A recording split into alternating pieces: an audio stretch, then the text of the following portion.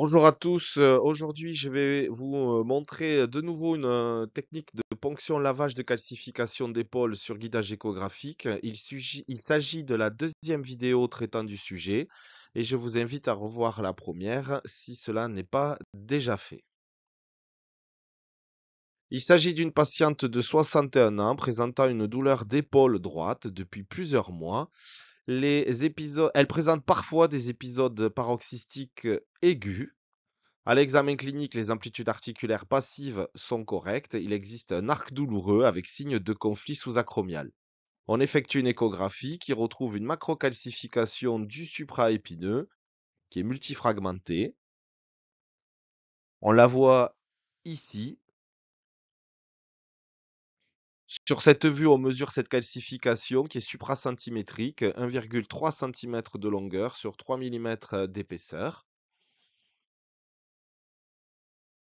Concernant la stratégie thérapeutique face à une calcification de la coiffe, si la gêne est limitée et au niveau des douleurs, on peut, effectuer un traitement conservateur avec, kinésithérapie et anti-inflammatoire Peros. Par contre, si les symptômes douloureux sont modérés à forts, on peut discuter soit l'infiltration sous-acromiale, soit la ponction lavage fragmentation. C'est ce que nous allons faire ici. Enfin, en cas d'échec, de cette ponction lavage infiltration, on pourra discuter de la chirurgie pour évacuation de la calcification sous guidage arthroscopique. On décide donc chez notre patiente de réaliser une ponction lavage de calcification. C'est un geste qui comprend plusieurs phases. Dans un premier temps, on va anesthésier la bourse séreuse sous-acromiale afin d'obtenir un caractère non douloureux de la procédure. Dans la deuxième phase, on va éclater la calcification, puis ensuite effectuer des gestes de ponction-expiration de celle-ci. Enfin, dans le dernier temps, on injectera le dérivé cortisonné. Comme matériel, on utilise de la xylocaïne à 5%. J'utilise 2 seringues de 5 millilitres. Alors, je dilue de la xylocaïne à 10% avec du sérum Phi pour obtenir ma xylocaïne à 5%. On utilise une ampoule de diprostène et une aiguille intramusculaire verte de 50 mm pour plus de confort.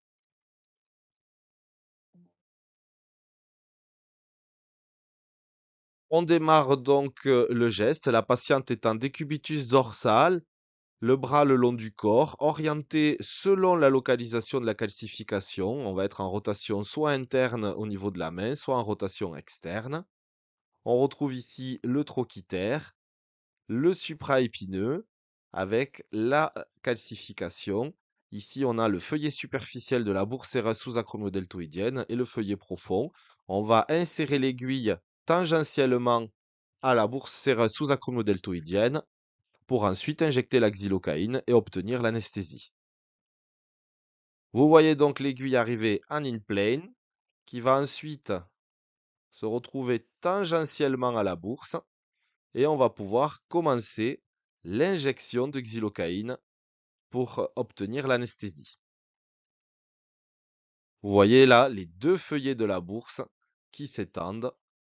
On obtient une hydrocissection de la bourse à la xylocaïne pour obtenir l'indolence.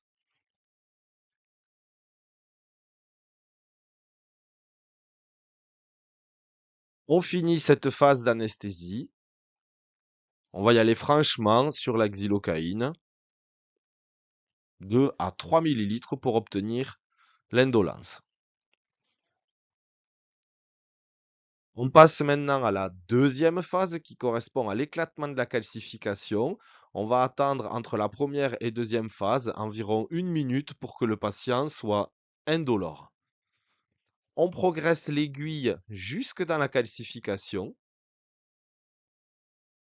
L'aiguille atteint la calcification, va arriver en son centre et avec un mouvement de poussée de xylocaïne, on va parvenir à faire éclater la calcification.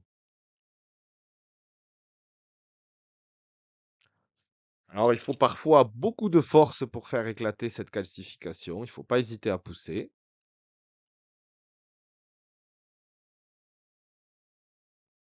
Regardez le plan ici de l'aiguille en in-plane, la sonde d'échographie, l'aiguille qui est dans la calcification. Vous voyez que je pousse très fort avec ma main et là, vous avez vu l'éclatement de la calcification.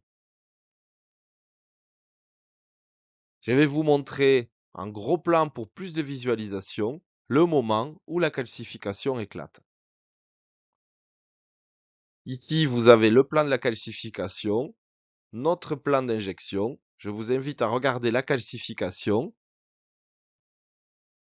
et vous allez voir à ce moment-là l'éclatement de celle-ci.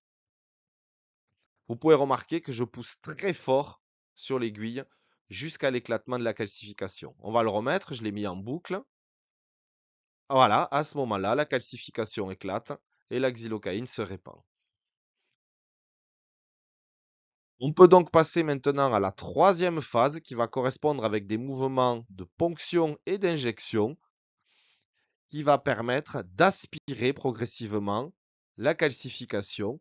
Et à ce moment-là, dans notre seringue, on retrouvera un liquide blanchâtre avec parfois des morceaux de calcification. Ce liquide ressemble à du lait de coco. Voilà, regardez les mouvements de ponction puis d'aspiration. Ils sont faits là aussi relativement avec force. Et vous voyez la calcification qui s'expand, puis qui se contraint progressivement pour permettre l'aspiration de celle-ci.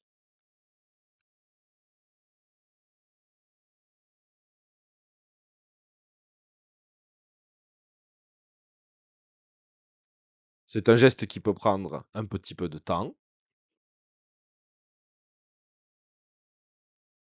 Je vous l'ai mis en gros plan, vous voyez. On injecte du liquide, la calcification se gonfle et tout de suite après, on aspire pour faire remonter les morceaux de calcification dans notre seringue.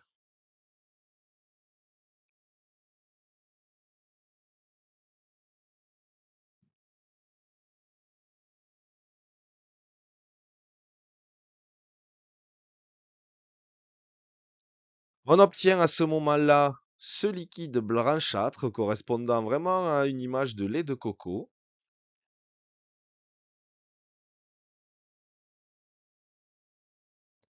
On essaye de le faire aussi longtemps que possible jusqu'à disparition de la calcification. En général, il reste un petit peu la coque externe de la calcification, mais le centre de celle-ci disparaît progressivement. Vous voyez sur l'image la calcification qui se gonfle et qui s'aspire. Vous remarquez aussi qu'il y a toujours la xylocaïne dans la bourse afin d'obtenir une anesthésie du geste. Enfin, on passe à la dernière phase de la procédure qui correspond à l'injection d'un dérivé cortisonné. Je vais en général injecter une demi-ampoule dans la calcification, puis le reste dans la bourse séreuse sous-acromiale pour éviter que des morceaux de calcification ne migrent dans la bourse et provoquent une bursite aiguë hyperalgique. Injection d'un petit peu de diprostène dans la calcification. On va retirer progressivement l'aiguille et injecter le reste dans la bourse. Voilà, on injecte le reste du diprostène dans la bourse séreuse sous-acromiale et on retire l'aiguille pour finir la procédure. En conclusion, c'est un geste assez facile mais qui nécessite parfois beaucoup de force pour éclater la calcification. Quand on a des calcifications relativement molles, c'est à ce moment-là très facile. On a vraiment l'impression sur l'aiguille d'injecter dans de la pâte à modeler. Et là, le geste est très facile. Parfois, sur des calcifications très dures, là, on a vraiment l'impression à l'aiguille de pénétrer un sucre en morceaux. Et là, c'est un petit peu plus compliqué.